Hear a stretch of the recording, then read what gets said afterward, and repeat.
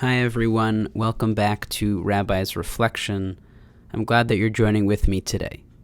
We'll be continuing in our study of Kitchen Table Wisdom by Dr. Rachel Naomi Remen, and today reading the story Surprised by Meaning. Stay with us as we read through the story and then offer some reflections. Harry, an emergency physician, tells the story. One evening, on his shift in a busy emergency room, a woman was brought in about to give birth. The nurses rapidly wheeled her into a room and paged him immediately. He had been in the room next door.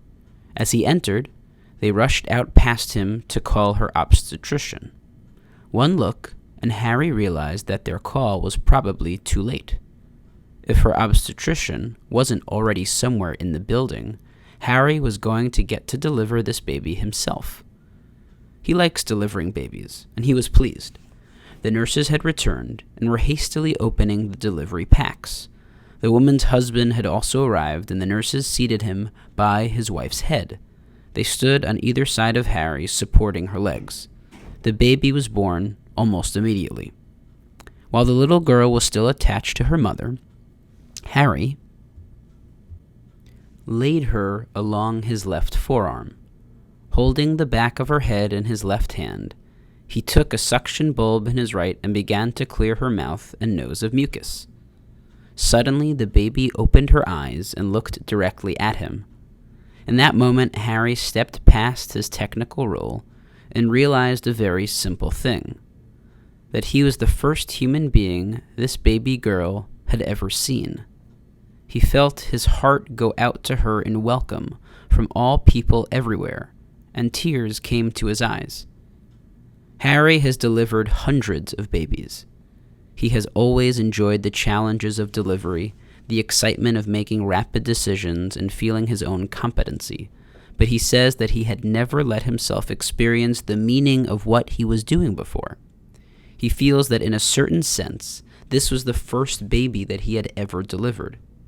He says that in the past he would have been so preoccupied with the technical aspects of the delivery, assessing and responding to needs and dangers, that he doubts he would have noticed the baby open her eyes, or have registered what her look meant.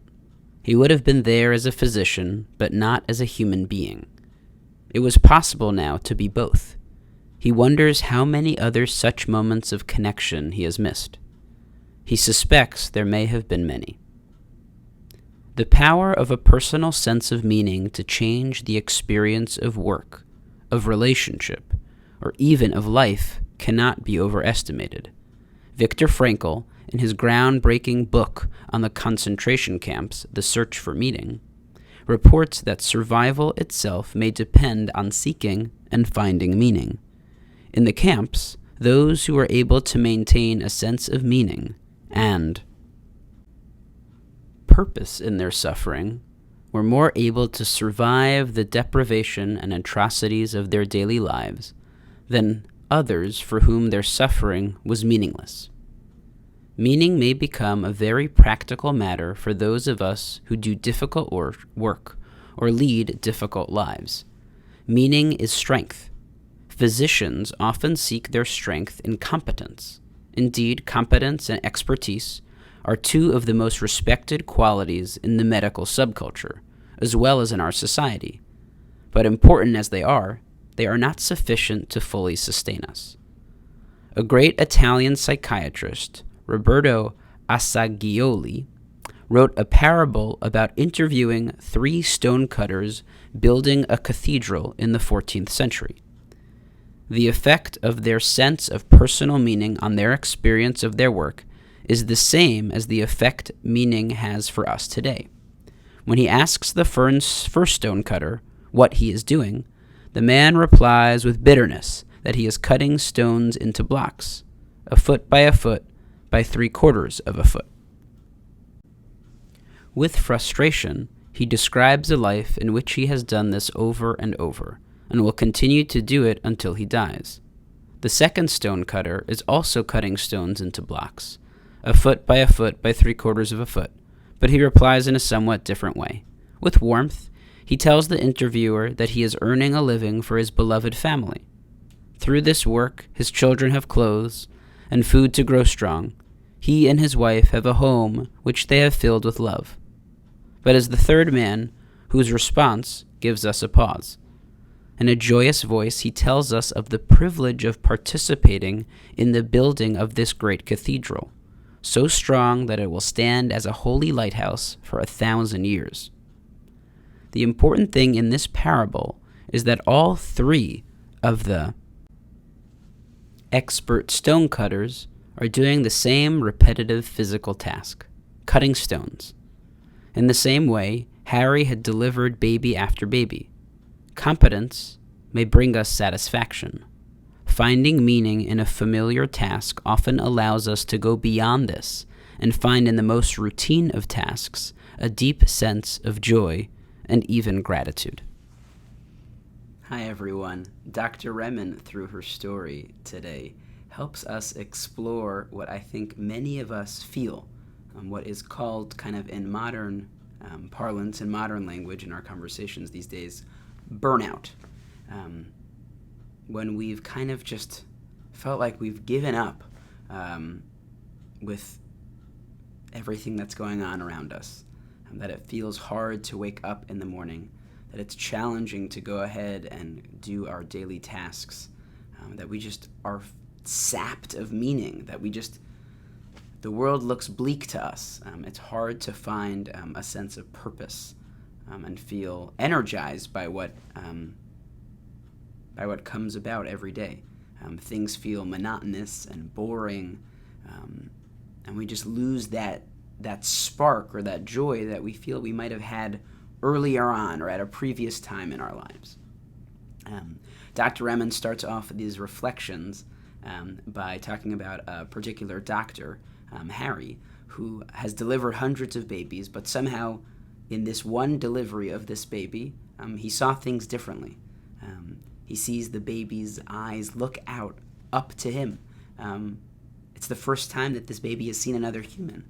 And this doctor feels this profound sense of joy and meaning and connection in that moment when he realizes to himself that has probably happened hundreds and hundreds of times, and yet he missed it.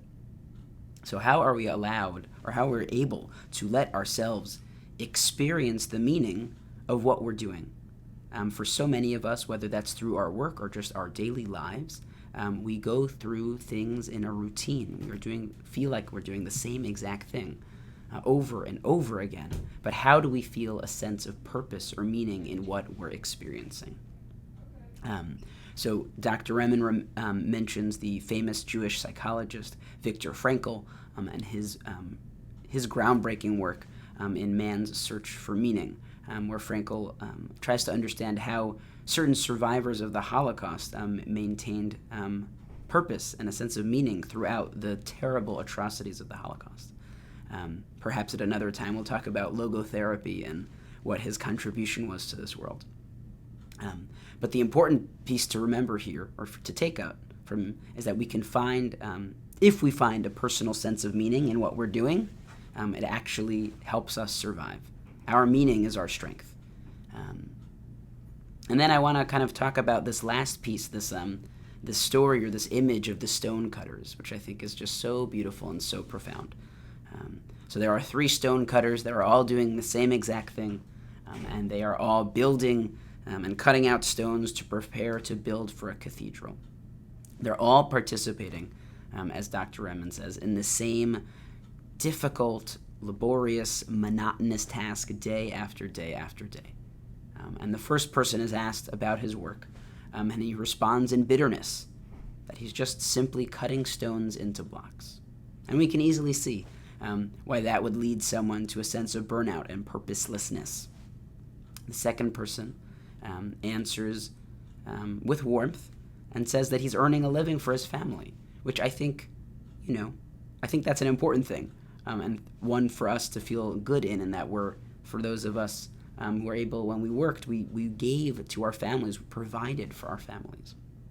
But it's the third answer that is really the importance of the story today, where the worker says that he is able to feel a sense of privilege, that he can participate in this project, that here he is building a cathedral that will mean something to him and to his community and to people for many, many generations to come.